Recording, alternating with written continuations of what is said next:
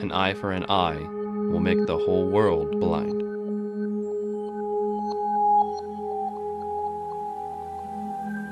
Each year, over 1.6 million people worldwide die as a result of violence. That's more than 4,000 people every day. For every person who dies from violence, many others are left injured or suffering from physical, sexual, substance abuse, and mental health problems. If we're going to stop violence from happening, we have to understand it. What is violence?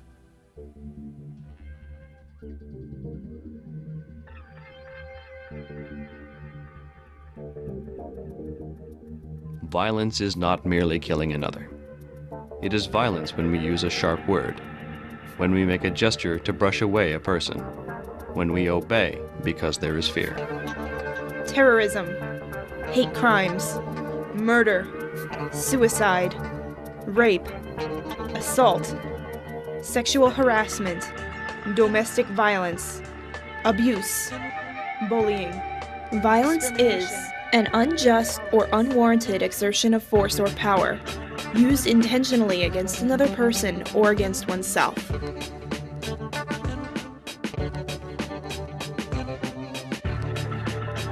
Out of the 1.6 million violent deaths per year worldwide, 1 in 5 were casualties of armed conflict.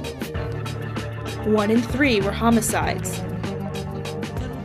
And 1 in 2 were suicides. Youth homicide rates in the United States are more than 10 times higher than other leading industrial nations. 1.8 million people are assaulted every year in America. 1 in 6 American women has been the victim of a rape or attempted rape. 21 hate crimes occur every day in the United States.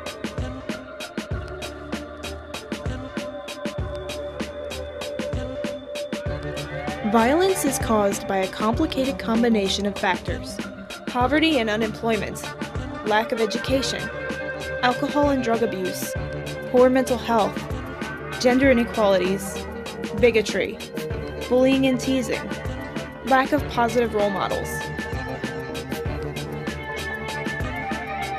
3.7 million children bully other children every year.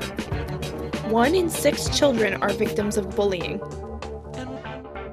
About 60% of boys who were bullies in school were convicted of at least one crime by the age of 24.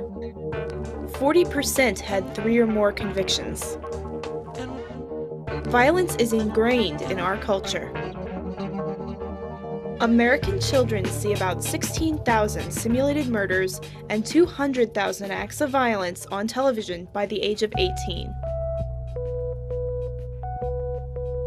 If you and I are having a single thought of violence or hatred against anyone in the world at this moment, we are contributing to the wounding of the world. The effects of violence place a massive burden on the economy, costing billions of dollars each year in healthcare, law enforcement, and lost productivity. The cost to victims of violence is estimated at more than $500 billion per year. What can we do? Improve higher education and vocational training opportunities for everyone, including violence prevention, life skills, and social development training. Initiate mass public education campaigns, including parenting skills, nonviolent discipline, and problem solving. Provide support for children and adults who have experienced or witnessed violence. Advocate for victims and provide resources to help them recover. Actively challenge ignorance, prejudice, poverty, oppression, and exploitation without resorting to violence. Work for justice, healing, and reconciliation. Take responsibility for being a peacemaker. Non-violence means avoiding not only external physical violence, but also internal violence of spirit. You not only refuse to shoot a man, but you refuse to hate him.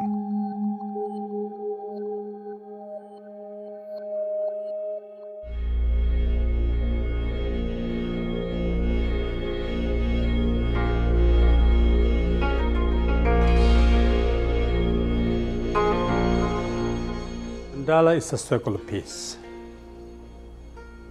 Mandala represents the universe. Mandala is the teaching of, again, as I said earlier, to how to overcome suffering. This mandala has so many depth of meaning. In a way, all the teachings in Buddhist teachings are completely all of those, including the mandala. So mandala can be represent many different levels.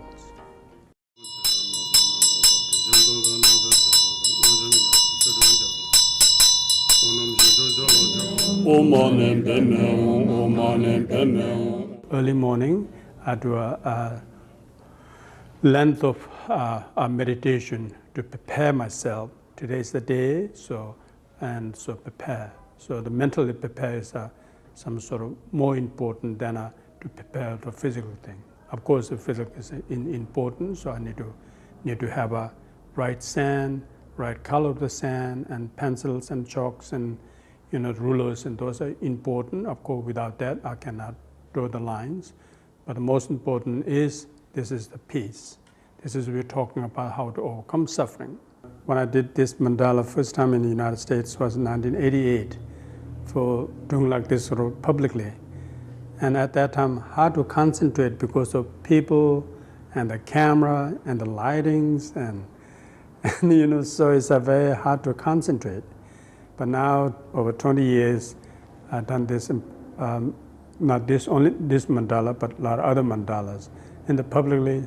So I can, I'm not still perfect, but I can, a lot more, my concentration is a lot more better than 20 years ago.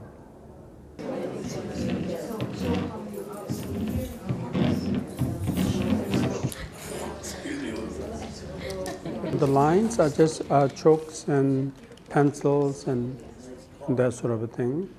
And way back in ancient time, they use a very soft rock color. Sometimes it's a brown, sometimes white.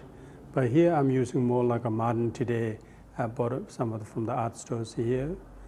And but the tool, and when we start the sand, that's called a chakbu, 2 metal funnel.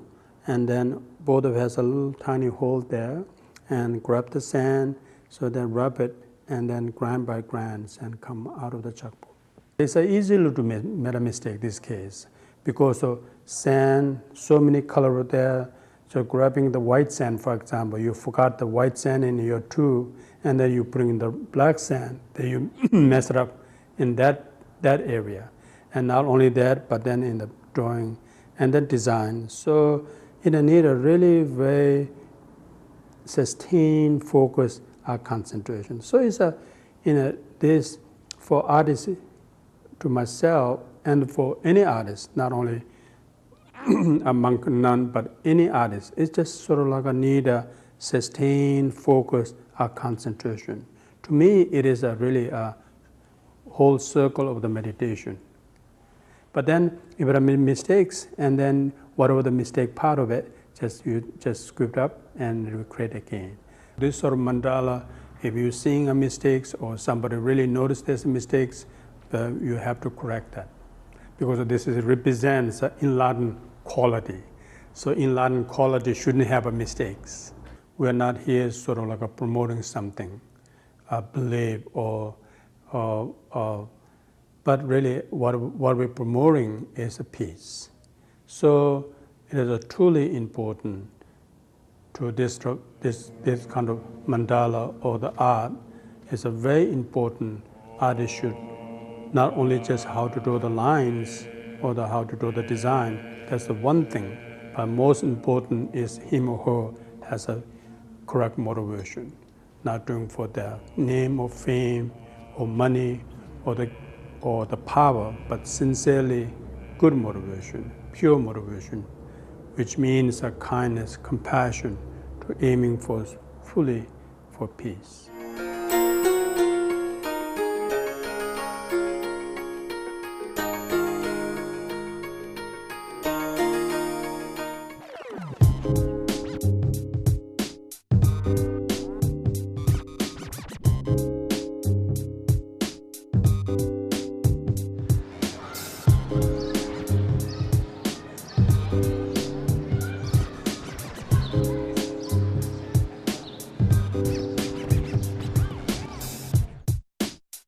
Teachers are the center of our universe.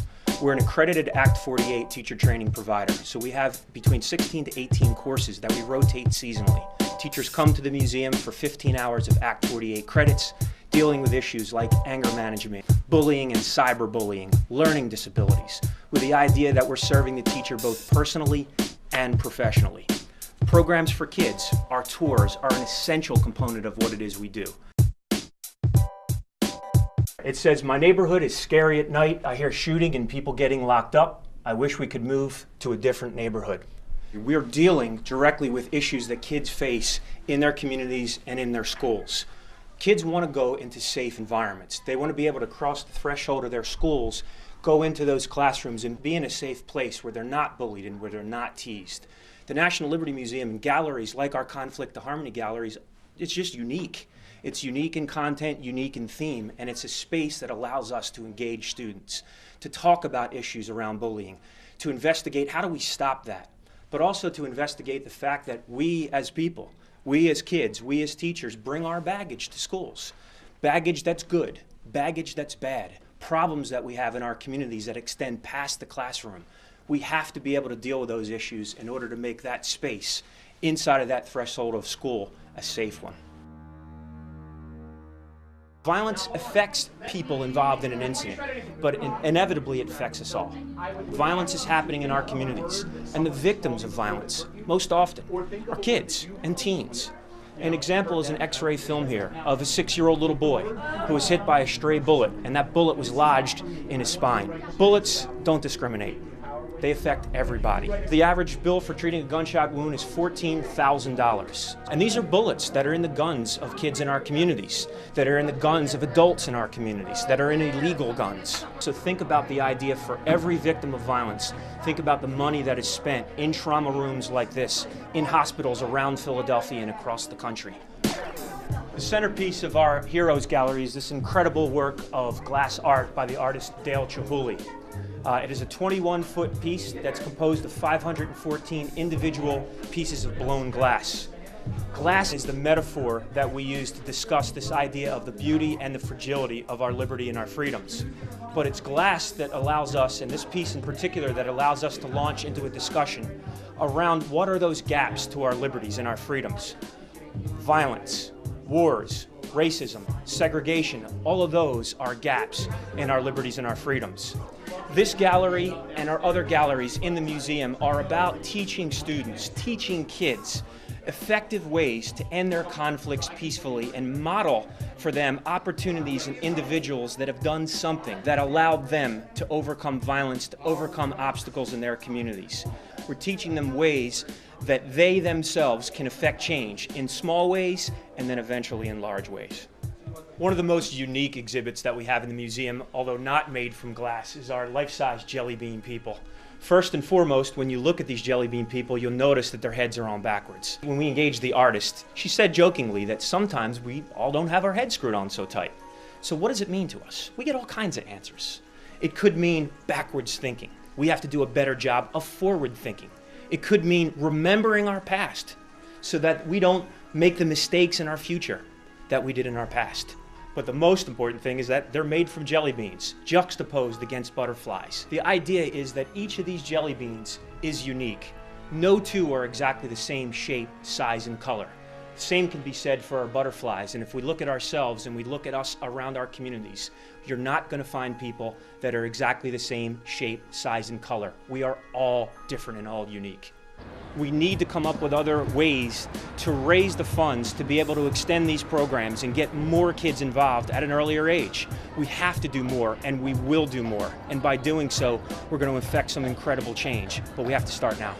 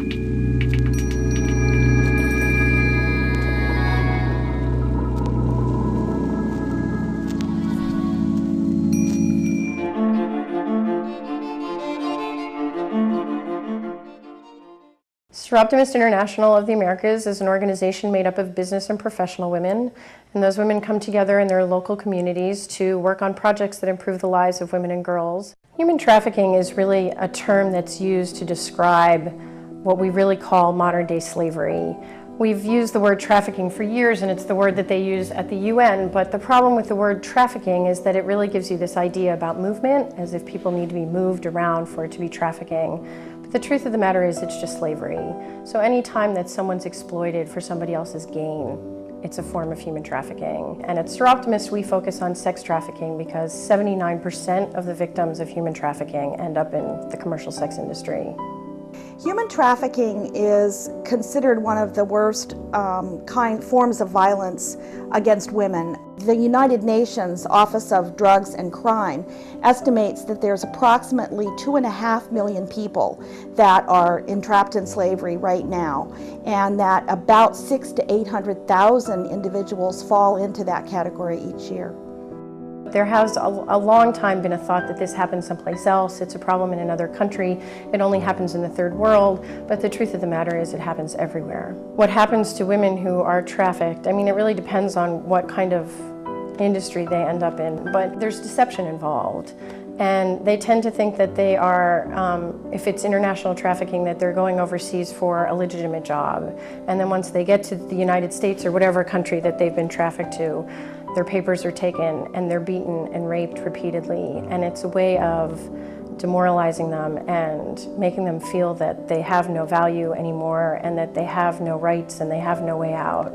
And so the psychological and physical torture that exists for women who have been trafficking, I mean, to most of us, it's impossible to think about or understand or even fathom. People who are being trafficked, they are restricted in their freedom of movement. They are often find themselves in what's called debt bondage, where their very price that they've been purchased for is something that they have to work off by their debt. And oftentimes they're working off that debt by having sex with as many as 6, 10, or even up to 30 men a day. It's very difficult for most of us to tell if someone is being trafficked, where law enforcement, social service agencies, and healthcare workers can become more attuned to the signs of people being trafficked. But you can look for signs of post-traumatic stress syndrome. These people often are said to look dead in the eyes. They're often supervised very closely by someone with them. And there can just be a general suspicion and fear from the individual that might lead you to suspect that something is not right. The easiest way for women and girls to prevent themselves from being trafficked is to be educated, have economic opportunities for advancement, because this is often how these girls and women fall victim. I mean, we do a lot of work with girls and raising self-esteem and helping girls feel like they're valuable, and I think that that's key. There are a variety of organizations. Some of them have very specialized areas of help. Some are working most heavily in the advocacy area, trying to get laws changed and policies enforced. Others are concentrating on victim assistance, providing services, job opportunities to get people out of the situation. And then others are working mostly on public awareness and prevention programs in some of the Eastern European countries, in some of the Asian countries, where it's become almost commonplace, in Thailand, for instance, to sell one of your children into slavery so that they can provide for the rest of the family. When we decided on an awareness-raising campaign, we did that because we felt like the first step in getting enough people active was that more people needed to know about the problem. I think right now in the United States, the Health and Human Services runs a 24-hour hotline. And so anyone that's a victim of trafficking can call that number, or anyone who suspects that there's an incident of trafficking going on in their community can use that number.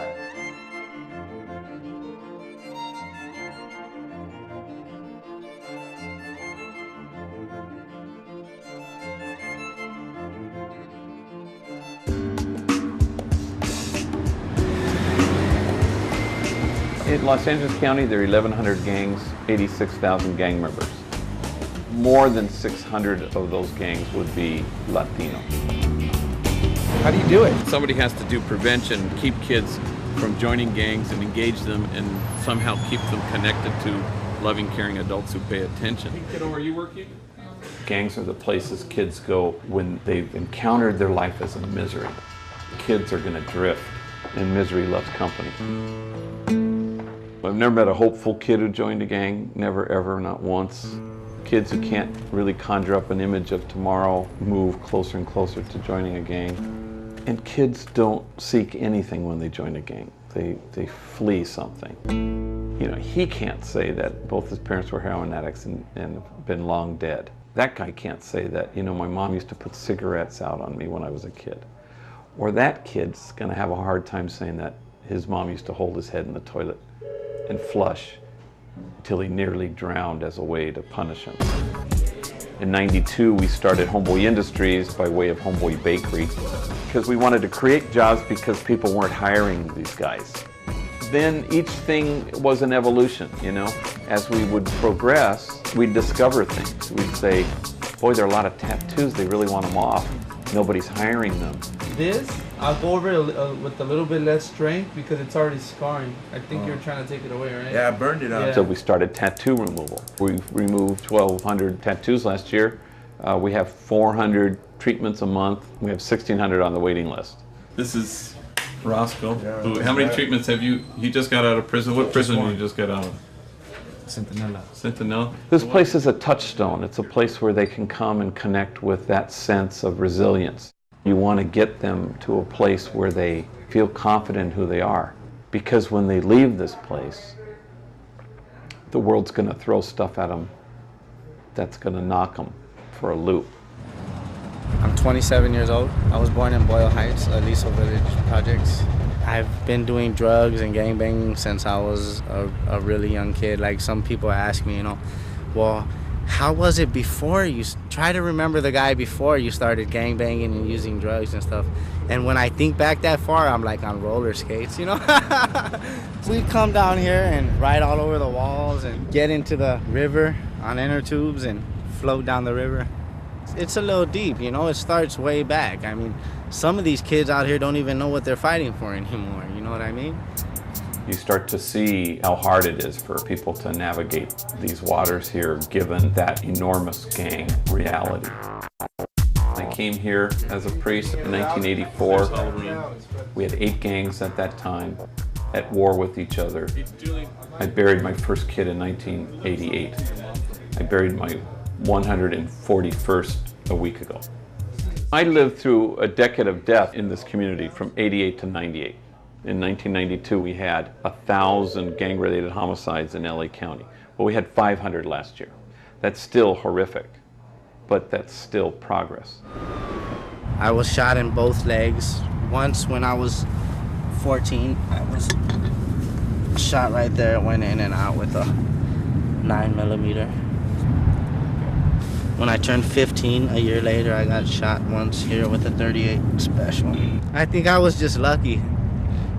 Yeah, because he let off the whole clip, but he only hit me once. I think this person that was once a criminal, gangbanger, whatever it was, can change into a productive member of society, man. You know, people change. I feel like Homeboy Industries is my calling. You know, I love to do what I do, and I love to reach out to these kids, you know, because they're all we got. You know, and I don't want these kids going through what I went through. I believe in giving people chances, and I think that's exactly what Father Boyle does. He gives people chances, second chances, third chances, fourth chances, you know, whatever it takes. Forever. I'll never turn you away. You want to communicate always a no matter whatness. No matter what you do, the day won't ever come when I withdraw love or support or help from you. That day won't ever come.